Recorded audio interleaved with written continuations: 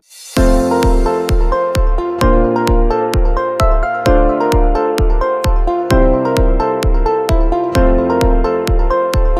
Friend, small step में आपका स्वागत है। मैं पुष्कर ओझा आज आप लोगों के लिए लेकर आया हूँ वाणिज्य से जुड़ी कुछ महत्वपूर्ण प्रश्नों को, जो कि आगामी प्रतियोगी परीक्षाओं के लिए महत्वपूर्ण और उपयोगी हैं। हमारा आज का टॉपिक है समायोजनाएं यानी कि एडजस्टमेंट। चलिए अपना वीडियो स्टार्ट करते हैं और देखते हैं। हमारा आज का पहला प्रश्न है, समायोजनाओं सहित अंतिम खाते का निर्माण की आर्थिक दशा का स्पष्ट दर्पण है। यह कथन किसका है? तो इसका आंसर है सिंह एंड अग्रवाल। चलिए इसी श्रृंखला में हम अपने अगले प्रश्न की ओर आगे बढ़ते हैं और देखते हैं। हमारा अगला प्रश्न है, समायोजना में दिए गए अंतिम रहतिये को कहाँ दिखाया जाता है?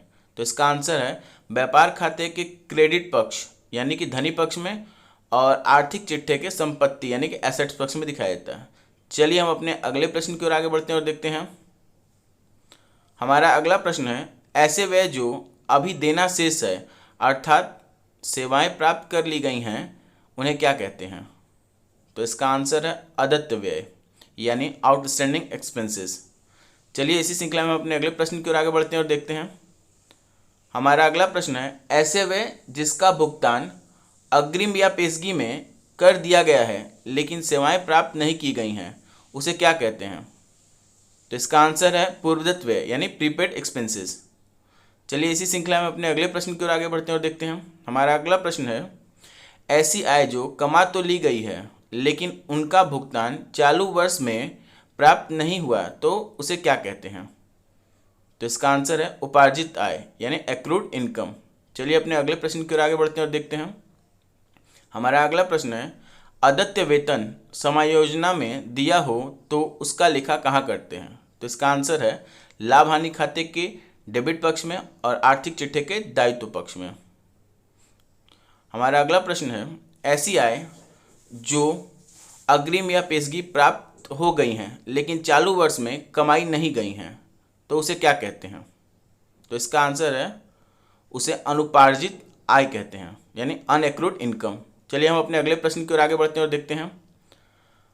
हमारा अगला प्रश्न है, पूर्वदत्त किराया आर्थिक चिट्ठे के किस पक्ष में दर्शाया जाता है? तो इसका आंसर है पूर्वदत्त किराए को संपत्ति पक्ष में दर्शाया जाता है। चलिए हम अपने अगले प्रश्न की ओर आगे बढ़ते हैं और देखते हैं। हमारा अगला प्रश्न है, किसी स्थायी संपत्ति के निरंतर प्रयोग या अप्रचलन के कारण उसके मूल्य में जो कमी आती है उसे क्या कहते हैं? तो इसका आंसर है उसे ह्रास कहते हैं। चलिए इसी श्रृंखला में अपने अगले प्रश्न की ओर आगे बढ़ते हैं और देखते हैं। हमारा अगला प्रश्न है, उपार्जित कमीशन को समायोजना में कहाँ दर्शाया जाता है? तो इसका आंसर है लाभ हानि खाते के क्रेडिट पक्ष में यानी कि धनी पक्ष में, और आर्थिक चिट्ठे के संपत्ति पक्ष यानी एसेट्स में दिखाया जाता है। चलिए इसी श्रृंखला में अपने अगले प्रश्न की ओर आगे बढ़ते हैं और देखते हैं। हमारा अगला प्रश्न है, पूंजी पर ब्याज को समायोजन करते समय कहाँ दर्शाया जाता है? तो इसका आंसर है लाभ हानि खाते के डेबिट पक्ष में यानी ऋणी पक्ष में, और आर्थिक चिट्ठे के दायित्व पक्ष में पूंजी में जोड़कर दिखाते हैं। चलिए हम अपने अगले प्रश्न की ओर आगे बढ़ते हैं और देखते हैं। हमारा अगला प्रश्न है, व्यवसाय के स्वामी द्वारा निजी प्रयोग के लिए निकाला गया धन क्या कहलाता है? तो इसका आंसर है आहरण। चलिए इसी श्रृंखला में हम अपने अगले प्रश्न की ओर आगे बढ़ते हैं और देखते हैं। हमारा अगला प्रश्न है, समायोजनाओं में आहरण पर ब्याज दिया गया हो तो इसका लेखा कहाँ करते हैं? तो इसका आंसर है लाभ हानि खाते के क्रेडिट पक्ष में और आर्थिक चिट्ठे के दायित्व पक्ष में पूंजी में से घटाकर दिखाते हैं।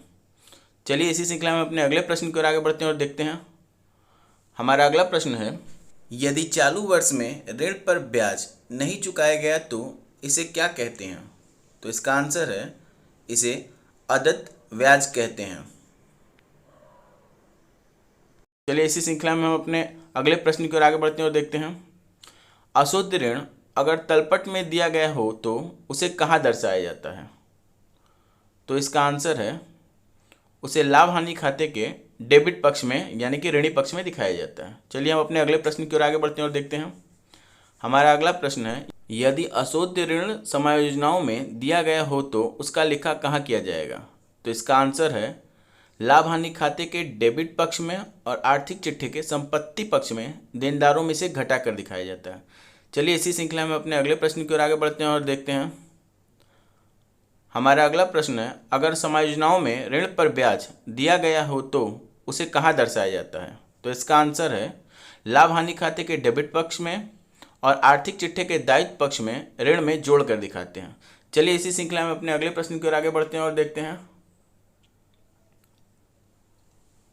हमारा अगला प्रश्न है, यदि समायोजन में अनुपार्जित किराया दिया गया हो तो उसका लेखा किस प्रकार करेंगे?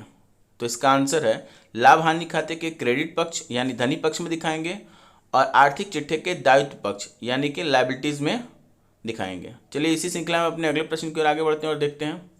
हमारा अगला प्रश्न है, यदि समायोजनाओं में देनदार पर छूट दिया हो तो उसे कहाँ दर्शाया जाएगा? तो इसका आंसर है लाभ हानि खाते के डेबिट पक्ष में और आर्थिक चिट्ठे के संपत्ति पक्ष में देनदारों में से घटा कर दिखाते हैं। चलिए इसी श्रृंखला में अपने अगले प्रश्न की ओर आगे बढ़ते हैं और देखते हैं।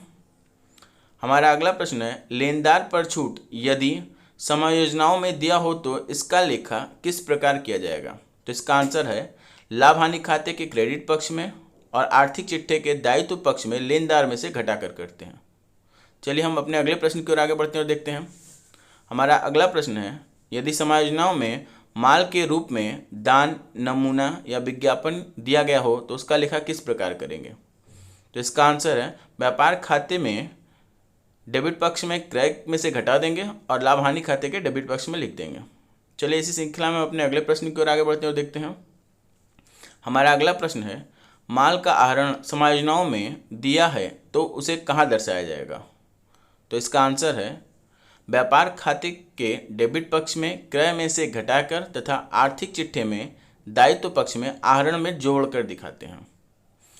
चलिए इसी श्रृंखला में अपने अगले प्रश्न की ओर आगे बढ़ते हैं और देखते हैं। हमारा अगला प्रश्न है, जो व्यय स्थायी संपत्ति को खरीदने या उसमें वृद्धि करने के लिए किया जाता है उसे क्या कहते हैं? तो इसका आंसर है उसे पूंजीगत व्यय कहते हैं। चलिए हम अपने अगले प्रश्न की ओर आगे बढ़ते हैं और देखते हैं। हमारा अगला प्रश्न है, यदि समायोजना में विनियोग पर ब्याज दिया हो तो उसका लेखा किस प्रकार करेंगे? तो इसका आंसर है लाभ हानि खाते के क्रेडिट पक्ष में और आर्थिक चिट्ठे के संपत्ति पक्ष में विनियोग में जोड़कर दिखाते हैं। चलिए हम अपने अगले प्रश्न की ओर आगे बढ़ते हैं और देखते हैं। हमारा अगला प्रश्न है, फर्नीचर पर ह्रास आर्थिक चिट्ठे के किस पक्ष में दिखाया जाता है? तो इसका आंसर है संपत्ति पक्ष में फर्नीचर में घटाकर दिखाया जाता है। चलिए इसी श्रृंखला में अपने अगले प्रश्न की ओर आगे बढ़ते हैं और देखते हैं। हमारा अगला प्रश्न है, क्रय पर भाड़ा कहाँ दर्शाया जाता है? तो इसका आंसर है व्यापार खाते के डेबिट यानी कि ऋणी पक्ष में दिखाया जाता है। चलिए इसी श्रृंखला में अपने अगले प्रश्न की ओर आगे बढ़ते हैं और देखते हैं। हमारा अगला प्रश्न है, क्रय विक्रय से होने वाले लाभ को ज्ञात करने के लिए कौन सा खाता तैयार किया जाता है या बनाया जाता है?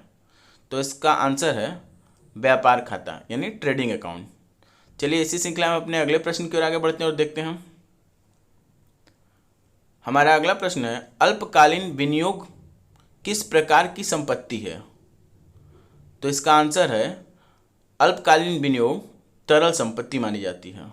चलिए इसी श्रृंखला में अपने अगले प्रश्न की ओर आगे बढ़ते हैं और देखते हैं। हमारा अगला प्रश्न है, ख्याति को किस खाते में दर्शाया जाता है? तो ख्याति को इसका आंसर है आर्थिक चिट्ठे के संपत्ति पक्ष में दिखाया जाता है क्योंकि यह अमूर्त संपत्ति होती है। चलिए इसी श्रृंखला में अपने अगले प्रश्न की ओर आगे बढ़ते हैं और देखते हैं। हमारा अगला प्रश्न है, जब तलपट में अशोध ऋण तथा पुरानी अशोध व संदिग्ध ऋण संचिति की राशि दी हो और समायोजनाओं में चालू वर्ष के लिए नई संचिति करनी हो तो हम कैसे करेंगे? तो इसका आंसर है नई संचिति प्लस अशोध ऋण माइनस पुरानी संचिति और इसे लाभ हानि खाते के डेबिट पक्ष में तथा आर्थिक चिट्ठे के संपत्ति पक्ष में देनदारों में से घटा कर लिखते हैं। ऐसे महत्वपूर्ण प्रश्नों के लिए मेरे चैनल को लाइक, सब्सक्राइब और शेयर जरूर करें और हाँ मित्रों, बेल आइकन दबाना न भूलें जिससे कि आपको नए वीडियो की अपडेट मिलती रहे। धन्यवाद।